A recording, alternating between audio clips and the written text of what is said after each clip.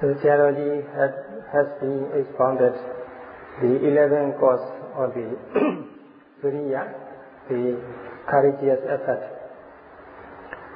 Now, so about today, Sayadaw would like to explain the last cause of the Viriya. So the purpose to put emphasis on this Viriya, courageous effort, is this Viriya is very important for yogi to accomplish their purpose, to reach their goal. That's why the Buddha also put emphasis on this courageous effort. So the Buddha, the word the Buddha often use is Paṇḍitā. Paṇḍitā means not being lazy or without laziness.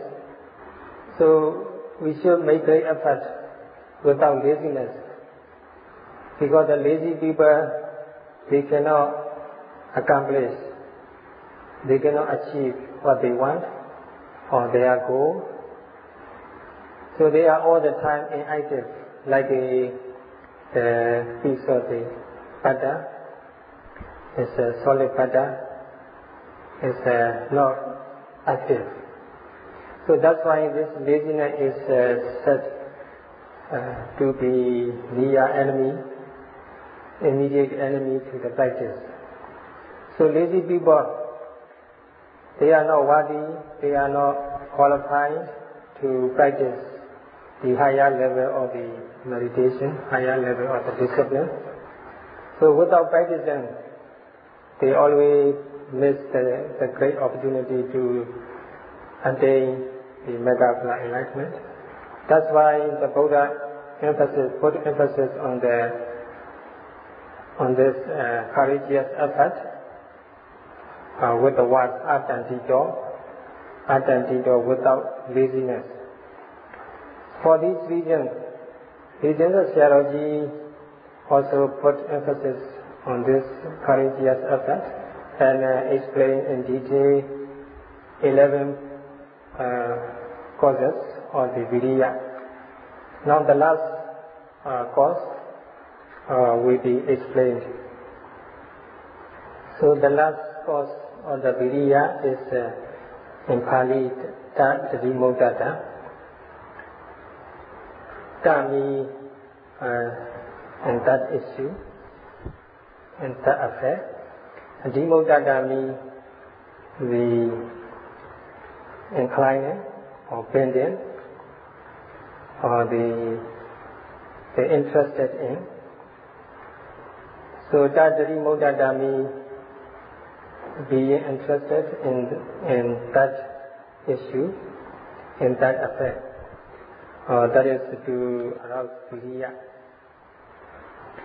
So it is described with the Pali words, synonyms, Naina, Pona, Babara. Actually these are all synonyms. The meaning is inclining, bending, or being interested in the development of the Viriya. So whatever gesture, whatever physical posture you are in, going, standing, sitting, lying, you should be mindful and you should be interested in practice. You should be interested in development of Viriya. So that development of Viriya, that inclination toward Viriya is described these Pali words, synonymous Pali words, Naina, Pona, and Pabara. So in brief, their meaning is the inclination toward the development of Viriya, or the being interested in development of Viriya.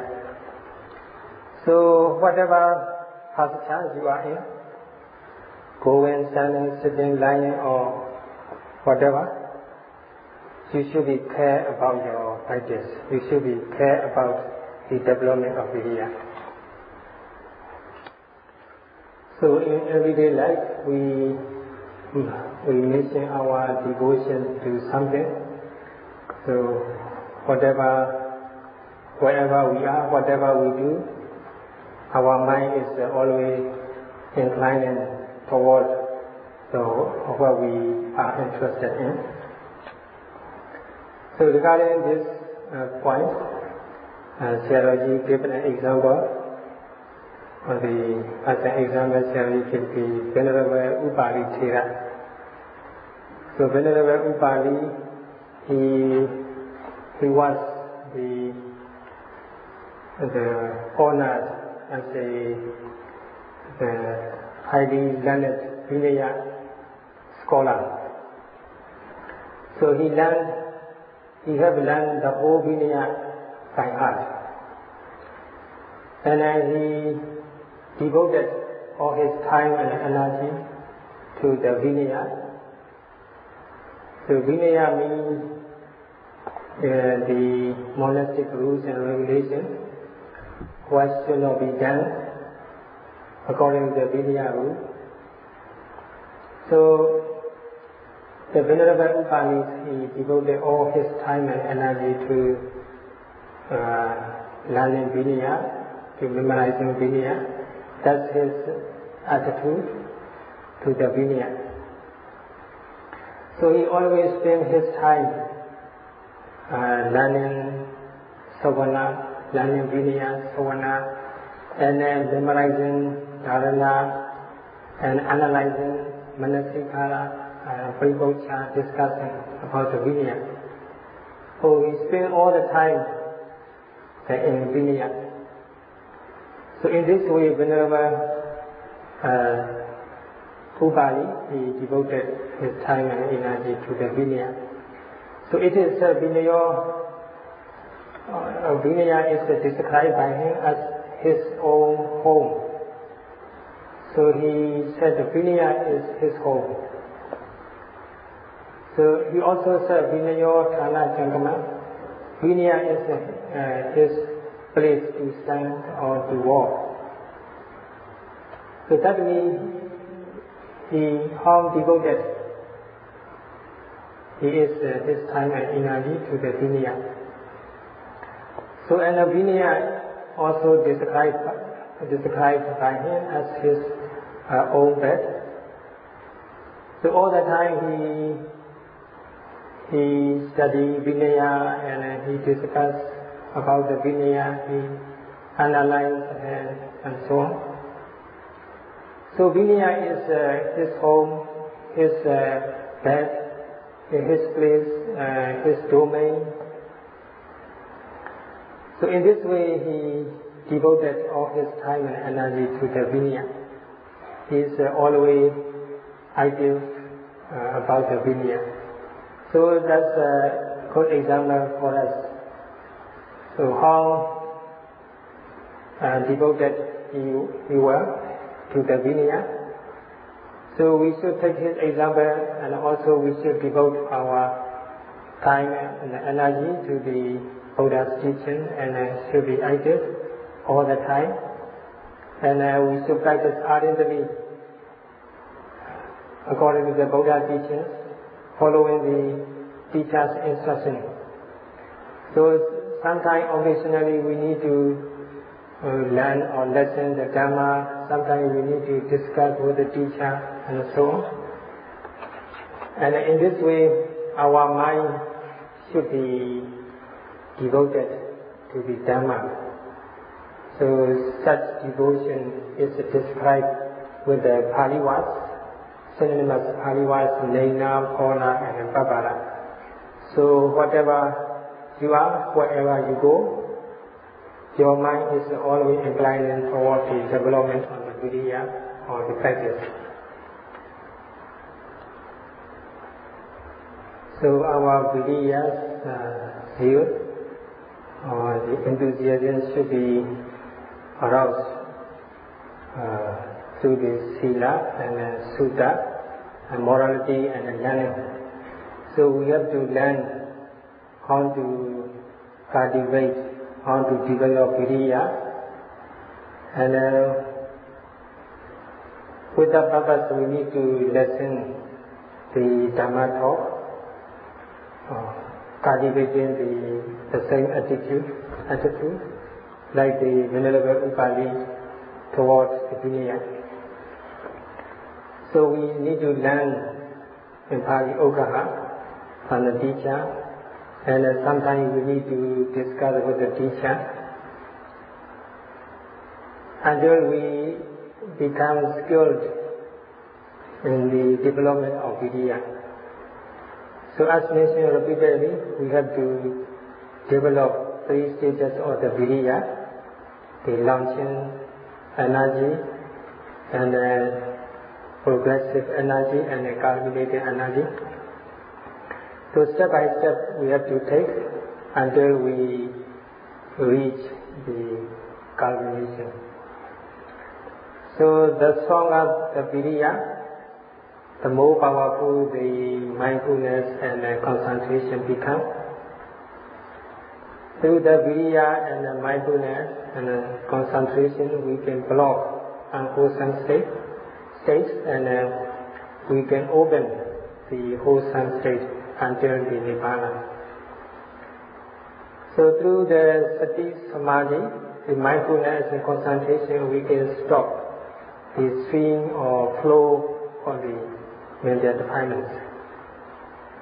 So we need to learn how to note phenomena starting from rising, falling, and how to practice every day,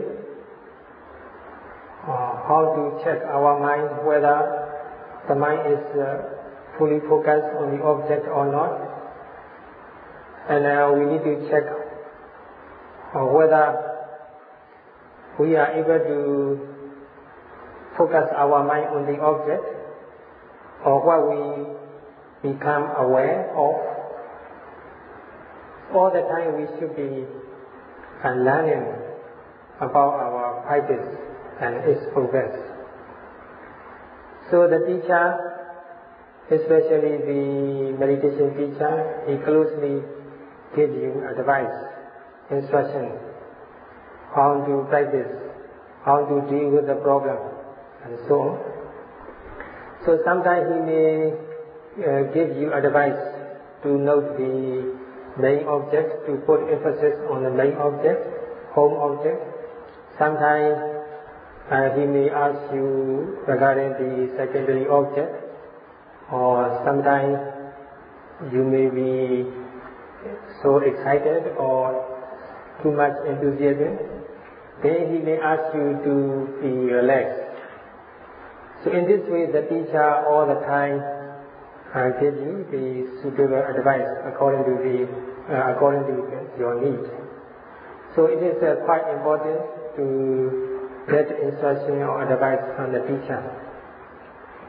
So in this way, you are well learned about the development of the Viriya, or about how to make great effort in the practice. And then your concentration and mindfulness become stronger and stronger, and then you can start to see the true phenomena of mind and body.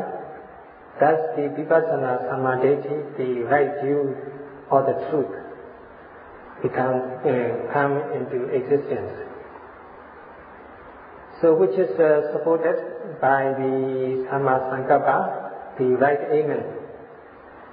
Through the right aiming, you pay attention to the object, you draw full attention to the object, your mind is fully focused on the object, then the concentration and take place.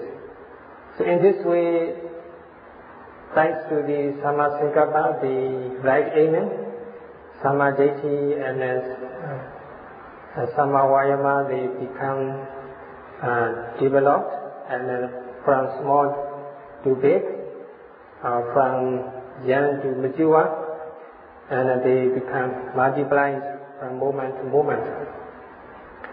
So in this way you understand how to maintain your Viriya and how to develop and multiply your Viriya.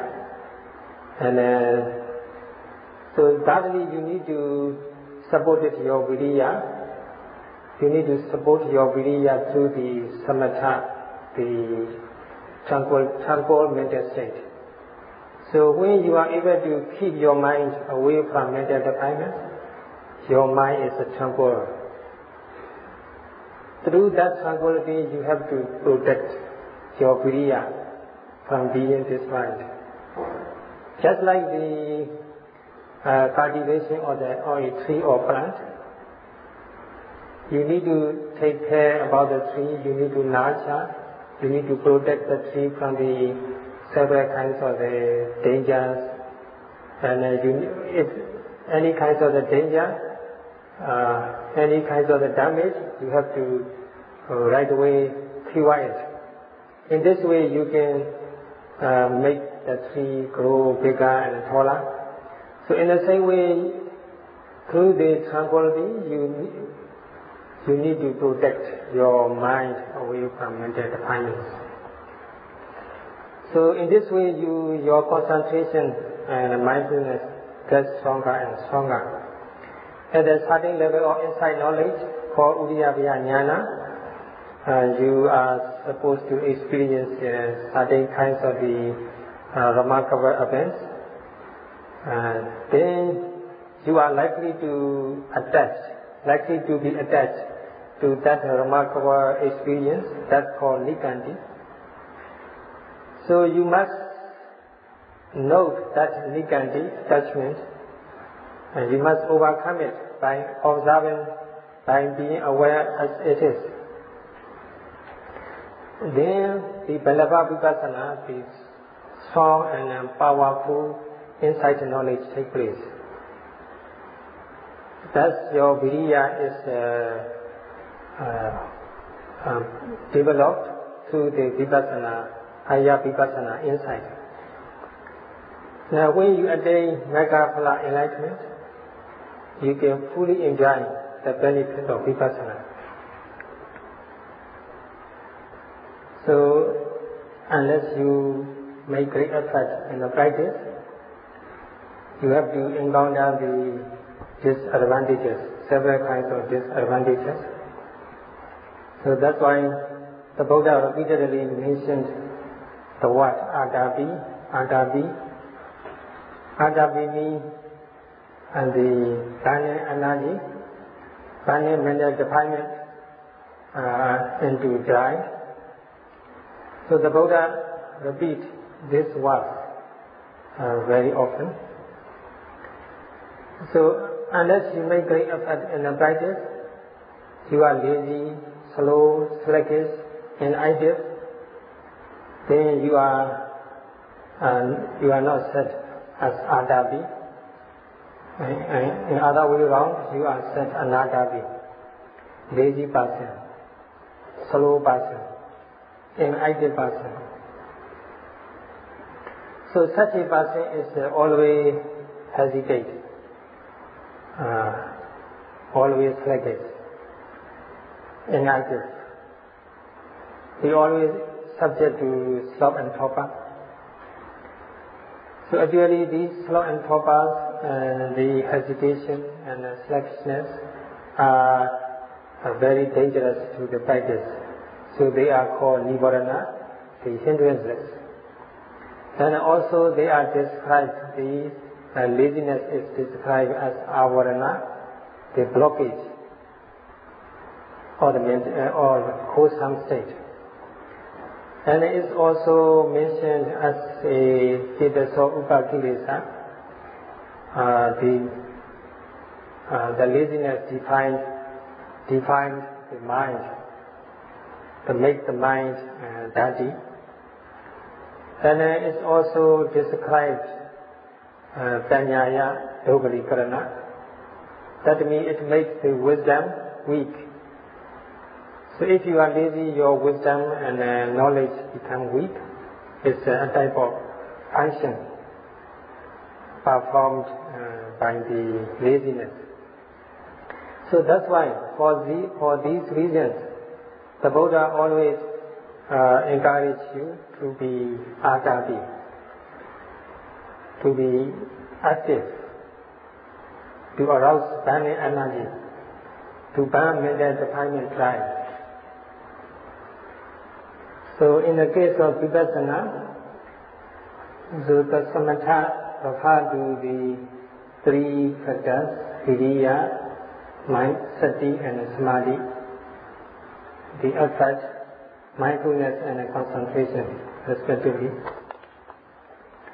So through the Viriya, we have to make great effort in the practice, and we try our best to focus our mind on the object. So when our mind is focused on the object, then the flow of the mental defilements is naturally blocked. It's very important. Just like taking care of a tree, we have to protect, we have to prevent a tree, a young tree, from the insect infection or the pest. So this laziness can be compared to the insect and pest, to the trees. So we have to protect from infection. And in case a tree is infected with the pest and insect, we have to cure it the right way. So in the same way, through the mindfulness, we have to open the road to the enlightenment, and through the Viriya, Sati and Samadhi, we can develop the samatha. Through the Viriya energy, we can block the flow of the laziness, or we can stop the laziness from coming in. Through the mindfulness, we can hold mental defilements in check. Through that concentration, we can have control over our mind. We can stop mental defilement coming in. Once our mind is fully focused on the object, there will be no room for any kinds of emotions, raga-related emotion, dosa-related emotion, or moha-related emotion. Thus, tranquility naturally takes place, which is called samatha. So that samatha, the tranquility, which is resulted from the eradication of the mental defilements, is a type of vaccine which can help us from mental defilements, or is also a type of remedy. So, and another factor, important factor, is vitakka, amen, right amen. So the right amen is directly counteract the laziness, tina, metta, and sloth and toba, making the mind fresh, active. So this vitakka is diametrically opposite to the laziness, the uju vipachanika in Pali. So by observing continuously, by paying our attention to the object continuously through the right amen, we can make our mind active and fresh. And thus our mind is alert, and we can overcome laziness, sloth and torpor, sluggishness. So this sloth and torpor, sluggishness and laziness can be compared to the insects or pests, which is harmful to the tree and the plant. So in the same way, so we can cultivate the samatha, the tranquility, and then we can protect our practice from laziness. So vitakka is defined in Pali text as Viparava. Viparava means the making active, and widen or open. So without vitaka, the right amen, the mind is a contrast and an active. So through the vitaka, mind become active and open and fresh, wider. So through the vitaka, we pay whole attention to the object, and our mind become active and fresh. And thus we can protect our mind from laziness. So we have to apply vitaka to the practice. The right amen is very important. So every notion requires vitaka, right amen. So that's through the Viriya, the courageous effort, we defeat laziness. Through the right amen, which is a counteract laziness, through the right amen we can make our mind fresh and active. And thus we can protect our mind the pest or insect or the laziness, sloth and torpor. So as a result, mindfulness and concentration take place and get stronger and stronger. So we can keep the mental defilements in check, and we can subside them. So in this way we can make fast progress in the practice. There are something to explain in detail. So now our time is up. Sarah will continue this point tomorrow in detail. Sadhu.